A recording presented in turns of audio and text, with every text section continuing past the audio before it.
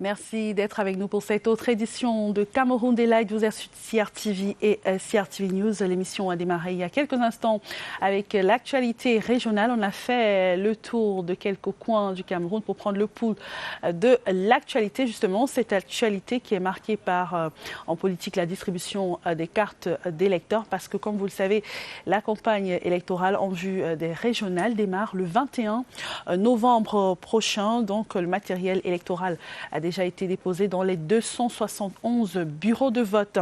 Nous parlerons également des journées nationales de la prématurité. Vous savez, c'est de plus en plus légion au Cameroun. Quelles en sont les causes? On en parlera dans cette édition de Cameroun Daylight. Pour le moment, on va marquer un autre temps d'arrêt pour parler de la revue de presse. Daoud Moulium nous a rejoint dans ce studio. Bonjour Daoud. Bonjour Cathy, bonjour à la maison. Vous allez bien? Vous êtes particulièrement de bonne humeur ce matin. Oui, pourquoi? Parce que maman a un an de plus. Voilà. Je profite pour lui souhaiter un joyeux anniversaire, Madame Moulium Amina, qui me regarde depuis Fumban. Voilà. Que Dieu l'accompagne et lui donne encore beaucoup de jours. Joyeux anniversaire, maman Amina. Alors, dans l'actualité, les journaux ont abondamment parlé, évidemment, de la stratégie nationale de développement 2030, qui a été présentée hier par le ministre de l'Économie, de la Planification et de l'Aménagement du territoire. Tout à fait, Cathy, et c'est ce qui fait d'ailleurs la majeure partie, ou alors la majorité des titres que nous allons vous présenter ce jour dans Tabloïd. Tabloïd, c'est dans quelques instants.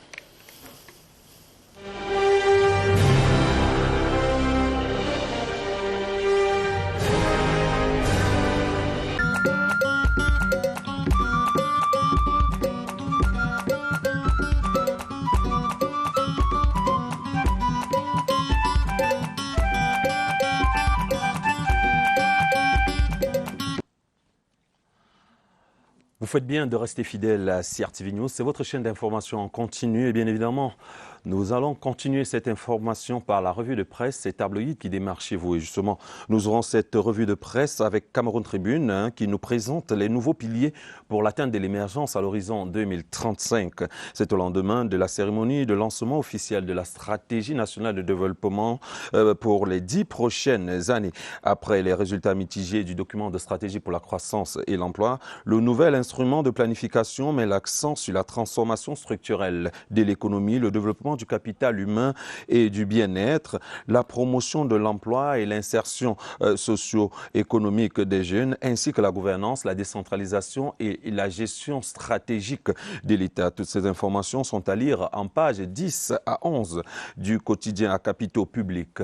Expression économique de ce matin en parle également en une après le DSEE, la SND 30, telle qu'on l'a baptisée, également donc le titre à la une donc de ce journal, le nouveau document programmatique présenté hier au public, ambitionne de porter le Cameroun au rang des nouveaux pays émergents à l'horizon 2035. Le même journal nous parle d'ailleurs de la voix d'un juge qui dénonce le verdict dans l'affaire du terminal à conteneurs au port autonome de Douala. Le Camerounais Achille Ngwanza, membre du trio arbitral de l'affaire à Paris, donc dénonce une mauvaise interprétation du juge, c'est-à-dire en page 3 de Expression économique.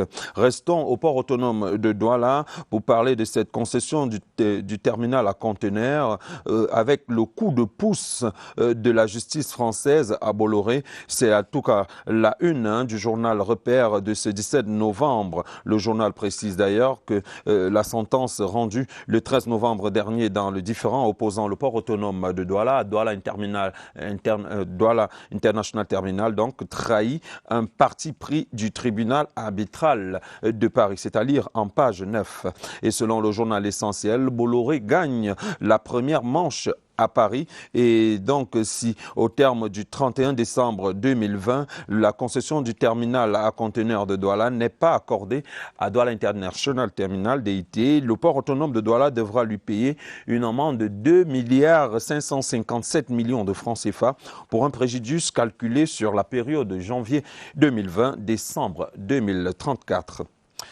Budget programme, prévision économique annonce une solide enveloppe pour booster la croissance au cours des trois prochaines années, aux 3 prochains exercices. Le gouvernement table sur une croissance projetée à 3% donc en moyenne, et ce dans le but de retrouver l'équilibre des finances publiques et bien sûr de réduire son déficit budgétaire, c'est-à-dire en tout cas en page 6 du journal Vision économique. Projet Mombapit, le coup de pouce de Gabriel Bayrobé. C'est la une en tout cas de Tribune d'Afrique qui révèle que sous l'impulsion du ministre de l'Agriculture et du Développement rural, le projet de développement rural du Mombapit, phase 2, avec aux commandes le coordonnateur Amadou Potobonko, a connu un essor favorable ces derniers temps avec pas mal de réalisations faites au profit des populations riveraines et producteurs du département du Noun. L'éditorial de Faustin Djikam nous en parle en page 3. Élection régionale et fête de fin d'année, le ministère de l'administration territoriale prescrit vigilance et anticipation. C'était hier à l'ouverture de la conférence semestrielle des gouverneurs. C'est à la une du journal Le Pélican. Et le même journal annonce une nouvelle visite des chantiers eux-mêmes par la ministre Célestine Ketcha-Cortez dans les 10 régions du pays. Tant pis donc pour ceux-là qui tenteront de troubler les régionales et fêtes de fin d'année, martèle le quotidien Réalité Plus en pages 6 à 9. Ce même journal revient également sur les chiffres satisfaisants et impressionnants même du ministère de la formation professionnelle et de la réforme administrative. Ministère de la fonction publique et de la réforme administrative, autant pour moi, qui a traité 26 292 actes de carrière en 100 jours seulement, un record qui force admiration et exclamation à la une donc de Réalité Plus, c'est-à-dire en page 2 à 5 du dit journal. Le journal Le Quotidien lui salue une performance historique du côté du ministère de la fonction publique et de la réforme administrative qui a réussi à traiter ces 26 292 dossiers en 100 jours seulement. Ce chiffre a été rendu public en tout cas hier lors de la cérémonie de clôture de l'initiative à résultats rapides portée par ce département ministériel conduit donc par Joseph Lé. Le quotidien Mutation à sa une ce jour nous parle de ces enfants fantômes pour qualifier ceux-là qui n'ont pas d'acte d'état civil. Au moins 1 700 000 écoliers sont sans acte de naissance au Cameroun, nous révèle le journal. Et le plaidoyer des députés et acteurs institutionnels est à lire en page 7 du quotidien Mutation. L'épervier, pour sa part, nous parle du plan triennal spécial jeunes et la jeunesse du Nord-Ouest remercie le président Paul Biya. Ils ont reçu le 14 novembre dernier, des chèques et équipements d'installation des mains du ministre de la Jeunesse et de l'Éducation civique, Mounouna Foutsu. C'était au cours de sa tournée nationale, où le membre du gouvernement a examiné avec minutie les projets jeunes déjà réalisés ou en cours de réalisation dans les localités ou dans les villes de Santa et Bamenda. En tout cas, c'est à lire en page 6 à 9 du journal. Crise dans les régions du Nord-Ouest et du Sud-Ouest. Monseigneur Christian Toumi réclame l'amnistie à Paul Biya. Allez donc comprendre pourquoi.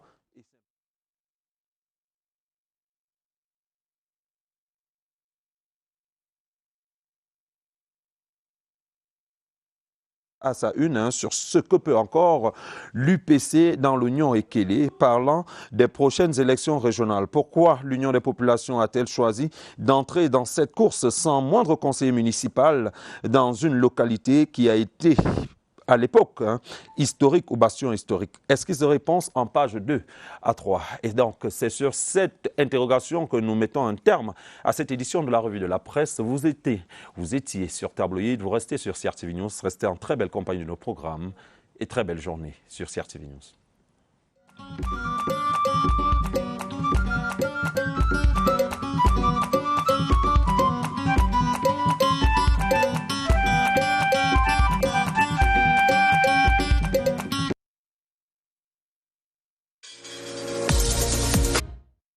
Cameroun Daylight se poursuit. Demain, 18 novembre, sera consacré à la journée africaine de la statistique. La statistique qui planche cette année sur la modernisation des systèmes de données en rapport avec la paix et le développement durable. En cette occasion, une conférence débat va se tenir ce jour à l'INS dans le cadre de cette actualité. Et une autre actualité, évidemment, ce matin, c'est donc la conférence semestrielle des gouverneurs qui s'est tenue hier dans la ville de Yaoundé. Les journaux en parlent ce matin. Clarence Gay nous en dira un peu plus dans quelques instants dans le cadre de Tabloïd. Il est avec nous. Bonjour Clarence. Bonjour Cathy. Alors, lors de la conférence semestrielle des gouverneurs, on a beaucoup parlé de paix. Yes, Cathy Toulou, I was very much present the opening of that two-day biannual conference, bringing together 10 governors of the country. Yes, the Minister of Territorial Administration, Paul Atanganji, re-echoed to the country, especially to the governors who are the administrative heads of their respective regions, to make sure that vigilance, of course, peace, especially to the crisis-ridden Northwest and Southwest region. I even had the opportunity to interview the governor of Adamawa, ex-Far North. They are also faced with some security challenges. Voilà, les élections régionales qui pointent à l'horizon seront véritablement encadrées. Voilà un peu ce qui filtre de cette conférence. Tabloïd en anglais, c'est dans un instant.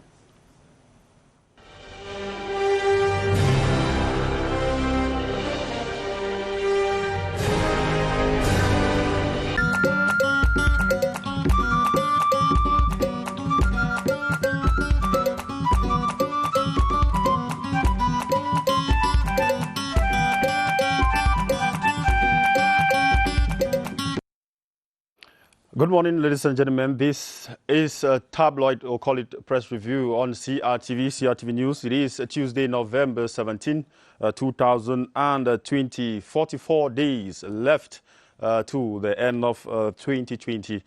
It is a pleasure having you. We begin our press review this morning with the Sun newspaper publication headlines. Honorable Joshua Osih blames government for tabling finance law late again. That is, the Sun newspaper is telling us that Honorable Joshua Osih Nabangi, that is the vice chair of the Social Democratic Front, has lambasted the Speaker of the National Assembly, Kava Yege Jibril, for refusing to call government to order after the latter failed for the umpteenth time to respect the deadline for the submission of the finance bill in Parliament. Page 3 of the Sun newspaper will be giving you facts about that story. The hidden still around the Parliament, it headlines Wiba's early cry now haunts Kavayege's speech at the opening of the House ordinary session. Was last week, the National Assembly that opened in Yaoundé last week with growing concerns of rising killings and abductions or kidnaps in the two English-speaking regions. The Speaker of the National Assembly, while presiding over the opening plenary, noted that it was unacceptable for the representative of the people, to sit while their people keep on dying and others passing through hell. That is especially in the two English-speaking regions of the Northwest and Southwest that have recorded a series of, killings and atrocities from the separatist fighters. The Eden newspaper will be telling you more in pages 3 and 4. The Guardian Post newspaper's headlines, as age weighs on Frundi, who between Joshua Osih and Nincho can revive SDF 1990 type vibrancy. That is the question the Guardian Post, the lone English daily, is asking this morning. It says the next elective convention of the opposition Social Democratic Front, the SDF, may be 2 years away, but there are already heated debates within the party as to who is better fit to take the mantle of leadership of the party and be able to revive its 1990 type vibrancy. Guardian Post says some of these debates within the party have been prompted by the fact that its current national chairman, Nii John-Frundi, who has led the party since its creation in 1990, seems to be losing steam as age weighs on him. The Guardian Post says Nii John-Frundi is currently 79 years. He will be 81 years old in February 2022 when the next SDF elective convention is expected to hold. You can be finding more of that story that is in page 3 of the Lone English Daily, the Guardian Post newspaper. Cameroon Tribune, the national bilingual daily, is talking about regional elections. They say regional elections and, of course, end-of-year feast, serenity guaranteed. Why? Speaking at the semester conference of the 10 regional governors yesterday, November 16, 2020, in Yaoundé, Minister of Territorial Administration, that's Paul Tanganji, recommended greater vigilance to his collaborators at this period of the year. He recalled the major challenges facing Cameroon and urged them to be up to the task as Cameroon prepares to organize the first ever regional elections in the country. Quotidien Réalité Plus, still talking about the governors' biannual meeting that opened yesterday. It headlines tant pis pour ceux qui tenteront de troubler le régional et de la fête de fin d'année. Well, that is the headline of Quotidien Réalité Plus newspaper this morning, ladies and gentlemen. It is still hammering on the fact that the fight against insecurity and the COVID-19 pandemic, as well as a successful organization of the upcoming regional elections, featured prominently in the opening ceremony of the second biannual conference of the regional governors. You will find more details that's in Quotidien Réalité newspaper publication of this day. The Newswatch, former new governor Abaka Hamad makes starting revelations.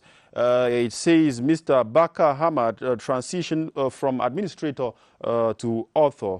Untold truth behind successful organization of Biya's visit to the Northwest in 2010. Need for government to demonstrate courage in resolving the Anglophone crisis, while he opposed declaration of state of emergency in 2008. Why he was a governor in that part of the country. Well, you can read details of those topical issues found in the Newswatch publication of this day. The Crown, we move away from the Newswatch, we move into the Crown newspaper. This time, health, diabetes treatment goes free of charge for under 21s. The news broke Saturday, November 14, 2020, on the occasion of this year's World Diabetes Day. Public Health Minister Mandauda Malashi, in a statement, said treatment for the disease for Cameroonians under 21 years of age will be free. The news comes as diabetes numbers increase exponentially in the general population. In 1999, the prevalence rose from 2.0% to 4.7% in 2002 and to 5.8% in 2018. Page 4 of the Crown newspaper publication will be telling you more of that health issue. The Chronicle Times say Cameroonian musicians missing in action. Cameroonian musicians missing in action. The Chronicle Times this day says, but for shameless calls from some weeks back for an end to the crisis, apparently borrowing from their Nigerian peers who joined the population in the EndSARS movement. Cameroonian musicians have been criticized for failing to use the power of music to join increasing actions for peace to return to the two English-speaking regions of the country. Analysts say musicians need to rise to the billing, use their voices to get parties in the conflict and achieve sustainable peace in the two English-speaking regions of the country. That is the Northwest and the Southwest region. We end up with this newspaper that is called Le Détective newspaper headlines. Voici le complexe multifonctionnel de la Mundi.